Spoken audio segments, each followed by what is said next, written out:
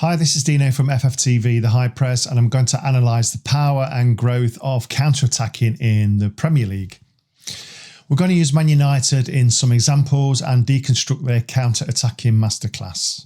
So new data is revealing that counter-attacking goals are on the rise in the Premier League.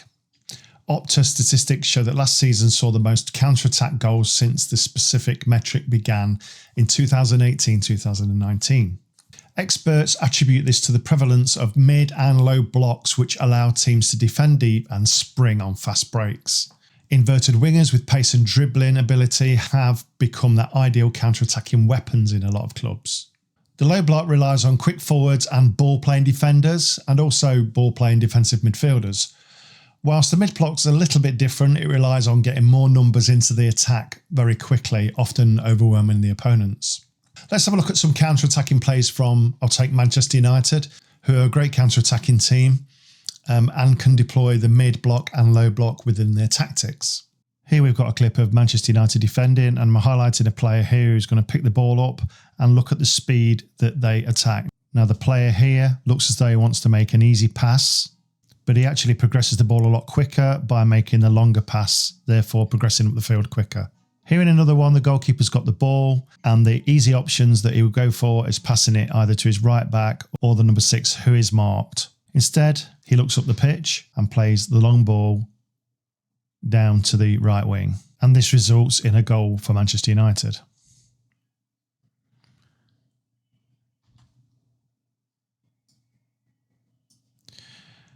This clip shows a little deflection which falls nicely for Rashford.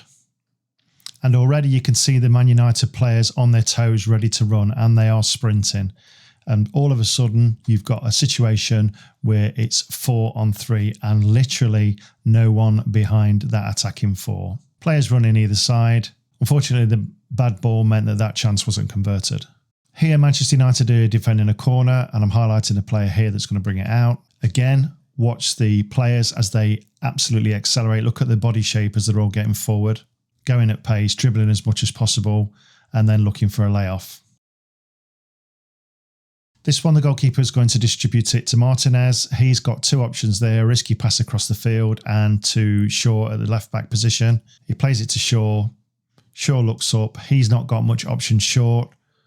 He doesn't want to play it short. He's going to play it long, cutting out about 7 players in the process. And here we are, one-on-one with the keeper. In this one, this is a great blocking tackle in the midfield with a player quite far away from the opposition. He closes the ball down, wins it. And again, look at the body shape on all the players. They're all ready to sprint forward. Sprinting, passing the ball through the midfield line. And again, we've got 4-player attack here, well balanced across the pitch. So this is an example of getting it wrong. So Arsenal here pick the ball up and they look to counter-attack. Play it out. That's good. Now, the players aren't running as quick as the Man United players. They're kind of certainly not sprinting, but they do have players forward. Havertz puts it out to the wing, and this is where it goes wrong. Holds the ball up, slows the play down, brings it back, and the counter-attack has gone. And this ends up playing it all the way back, disappointingly for Arsenal, backwards.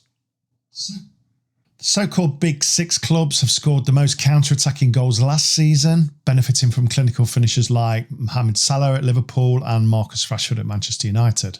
There was a surprise, though, in the counter-attacking league table with Nottingham Forest, who just avoided relegation last year. And it was really down to the finishing, as you can see from this graph, that let them down in their low-block style. Obviously, having a low-block counter-attack means that you are relying on either a speedy winger or speedy forward. And with the downside being that they've become really isolated up front. So a long ball out to an isolated person, either on the right, left or through the middle.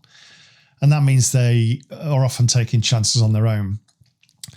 To play a successful counter-attack low block, teams need to have fast and aggressive midfielders to support the forward line. And in Forest's case, it was Danilo, in my opinion, in the latter stages of last season.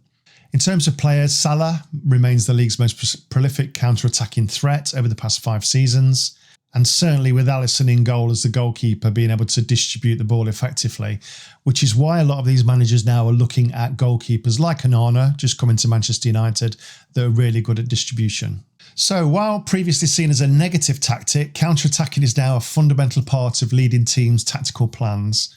Even possession-based sides like Manchester City have also used it effectively to kill off games last season. With the Premier League increasingly focused on controlled possession play, we can expect counter-attacking to grow even more and provide more goals and remain an important feature in the future. So that's the latest on the rising counter-attacking trend. If you have enjoyed this analysis, please hit the like button and subscribe. It is free to do, and I will see you soon.